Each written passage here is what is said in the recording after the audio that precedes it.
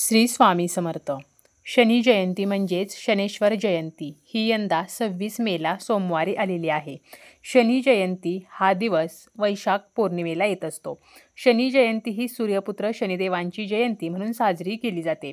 पंचांगानुसार वैशाख महिन्यातील कृष्ण पक्षातील अमावस्येला ही शनी जयंती येत असते. शनिदेव हे सूर्यदेव व देवी छाया यांचे पुत्र आहेत.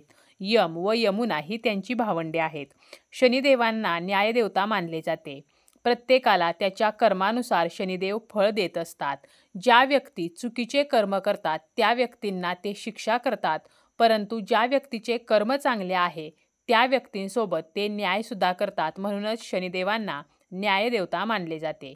ज्योतिषशास्त्रानुसार नवग्रहांमध्ये भगवान शनीचे प्रमुख स्थान आहे. शनी हा सर्वात संत गतीने जाणारा ग्रह आहे. वैदिक ज्योतिषशास्त्रात शनीच्या अशुभ ग्रहामुळे त्याला पापी ग्रह असे सुद्धा म्हणतात. मकर आणि कुंभ राशीचे स्वामी शनिदेव आहेत. क्रूर ग्रह म्हणून ओळखला जाणारा शनी काळ्या रंगाचा असून त्याच्याकडे एकूण 9 वाहने आहेत. असे मानले जाते की जर शनीची दृष्टी एखाद्या व्यक्तीवर पडली तर सामान्य परिस्थितीमध्ये सुद्धा ती व्यक्ती अशुभ ठरते, परंतु शनिदेव हे नेहमी वाईट करतात असे नाही. एखाद्या व्यक्तीवरती जर शनिदेवांची कृपा झाली तर त्या व्यक्तीला शनिदेव सर्व काही देत असतात. अगदी गरिबाचा राजा सुद्धा बनवू शकतात.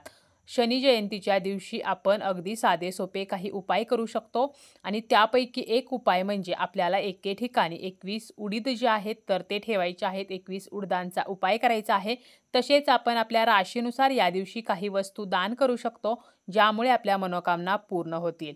तसेच शनी जयंतीच्या दिवशी कोणत्या चुका करू नयेत याची संपूर्ण माहिती आपण आजच्या या व्हिडिओमध्ये पाहणार आहोत. शनी जयंतीच्या दिवशी शनी मंदिरामध्ये जाऊन तेल अर्पण करावे. शनी महाराजांच्या चरणावर किंवा मूर्तीवर किंवा त्या ठिकाणी जो दिवा असतो त्या दिव्यामध्ये तेल अर्पण करावे. शक्यतो मोहरीचे तेल जे आहे तर ते अर्पण करावे.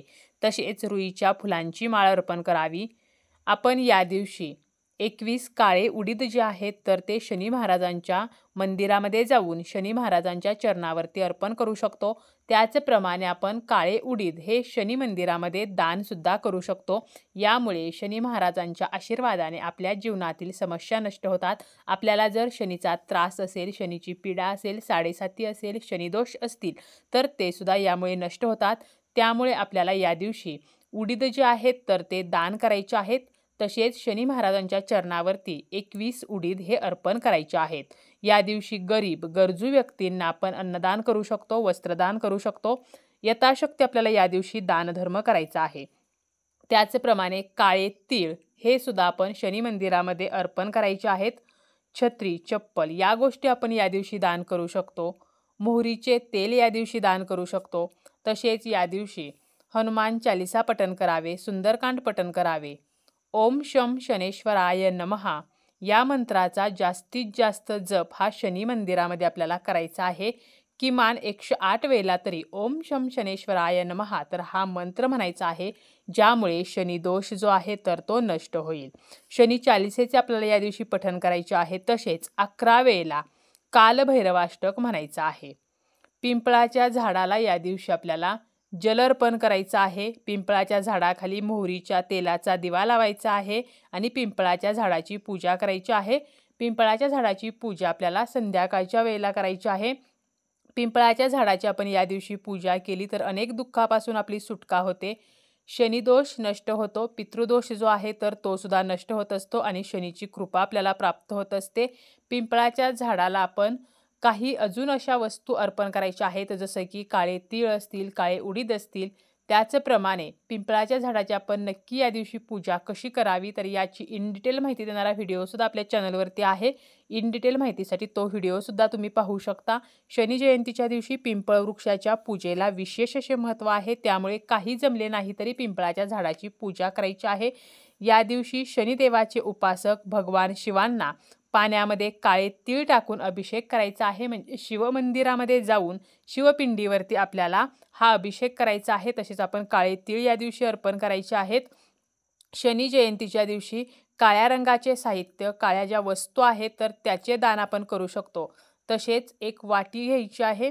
त्या वाटीमध्ये मोहरीचे तेल घ्यायचे आहे आणि यामध्ये आपला चेहरा बघायचा आहे आणि तेलासह ती वाटी जी आहे तर ती शनी मंदिरामध्ये दान करायची आहे.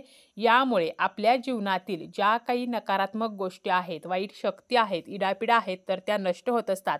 तसेच आपल्या घरामध्ये जर सतत कोणी ना कोणी आजारी पडत असेल तर मग आपल्याला काय करायचं आहे तर आपण त्या वाटीमध्ये तेल घ्यायचं आणि त्या व्यक्तीचा चेहरा जो आहे तर तो या तेलामध्ये दिसेल अशा प्रकारे आपल्याला ती वाटी जी आहे तर ती त्या व्यक्तीसमोर धरायची आहे आणि ही वाटी आपण शनी मंदिरामध्ये दान करू शकतो. म्हणजे आपण स्वतःसाठी हा उपाय करू शकतो किंवा घरातील इतर आजारी व्यक्तीसाठी सुद्धा आपण हा उपाय करू शकतो.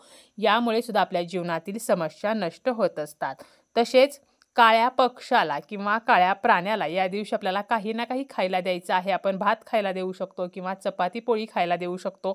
जसं की कावळा असेल तर कावळ्याला आपण या दिवशी आपल्या घराच्या दारामध्ये किंवा छतावरती भात खायला ठेवायचा आहे किंवा काळा कुत्रा असेल तर त्याला चपाती किंवा गोड पोळी म्हणजे चपातीमध्ये थोडीशी साखर किंवा गूळ घालायचं आणि ती चपाती लाटायची. तर अशी गोड पोळीसुद्धा आपण काळ्या कुत्र्याला खायला देऊ शकतो. यामुळे शनीचा त्रास कमी होतो, शनिदोष नष्ट होत असतो. तसेच या दिवशी उडीद डाळीची खिचडी जी आहे तर ती आपण दान स्वरूपामध्ये इतर व्यक्तींना देऊ शकतो आणि आपण स्वतःसुद्धा उडीद डाळीची खिचडी या दिवशी खाऊ शकतो. यामुळे सुद्धा शनीचा त्रास कमी होतो. आता या दिवशी आपल्याला राशीनुसार काही वस्तू ज्या आहेत तर त्या दान करायच्या आहेत. जसं की ज्या व्यक्तींची रास मेष आहे तर मेष राशीने काळे वस्त्र, रसाळ फळे दान करावीत. जसं की केळी असेल, सफरचंद असेल तर अशी फळे दान करावीत. वृषभ राशीने या दिवशी दूध आणि पाणी या गोष्टी दान कराव्यात. ज्यांची रास मिथुन आहे त्यांनी काळे तीळ दान करावेत. कर्क राशीच्या व्यक्तींनी निळे वस्त्र दान करावे. सिंह रास ज्या व्यक्तींची आहे अशा व्यक्तींनी शनी जयंतीला लाल वस्त्र आणि स्टीलच्या वस्तूचे दान करावे. कन्या राशीसाठी या दिवशी मोहरीचे तेल जे आहे तर हे दान केल्याने शुभफळ प्राप्त होते. तूळ रास ज्यांची आहे तर त्यांनी या दिवशी चप्पल दान करावी. त्याचप्रमाणे गोमातेला गोग्रास द्यावा. आपल्या घरी गोमाता असेल किंवा गोशाळेमध्ये जाऊन आपल्याला गाईला घास द्यायचा आहे. ज्या व्यक्तींची रास वृश्चिक आहे तर त्यांनी या दिवशी जलदान करावे म्हणजे पाणी दान करावे. ज्यांची रास धनु आहे त्यांनी छत्री किंवा ब्लँकेट दान करावे. मकर राशीचा स्वामी शनी आहे त्यामुळे मकर रास ज्यांची आहे त्यांनी उडीद किंवा काळे तीळ दान करावेत. कुंभ राशीचा स्वामी सुद्धा शनी आहे आणि कुंभ राशीच्या व्यक्तींनी या दिवशी मोहरीचे तेल किंवा निळ्या रंगाचे कपडे दान करावेत. मीन रास ज्यांची आहे त्यांनी फळे, तांदूळ, मिठाई या वस्तू दान कराव्यात. आता या दिवशी कोणत्या चुका करू नयेत तर शुभ कार्याची सुरुवात करू नये, नवीन वस्त्र परिधान करू नये किंवा नवीन वस्त्र खरेदी करू नये. दही, आंब्याचे लोणचे खाणे आपल्याला या दिवशी टाळायचे आहे. नखे कापणे, केस कापणे, केस धुणे या गोष्टी टाळायच्या आहेत कारण यामुळे वाईट परिणाम होत असतात. मांसाहार, मद्यपान या दिवशी वर्ज्य करायचं आहे. कांदा, लसूण, डांगर हे या दिवशी खाऊ नये. त्याचप्रमाणे वांगे, मुळा, बीट आणि लाल रंगाच्या भाज्या खाणे टाळायचे आहे. लाल रंग हा सूर्याचा प्रतीक आहे आणि सूर्य हा शनीचा विरोधक आहे. म्हणून लाल रंगाच्या भाज्या खाणे या दिवशी टाळायचे आहे. कोणाचाही या दिवशी अपमान करू नये, कोणालाही दुखवू नये. त्याचप्रमाणे अन्नाचा अपमान करू नये. घरामध्ये कलह, भांडण, वादविवाद या गोष्टी करू नयेत.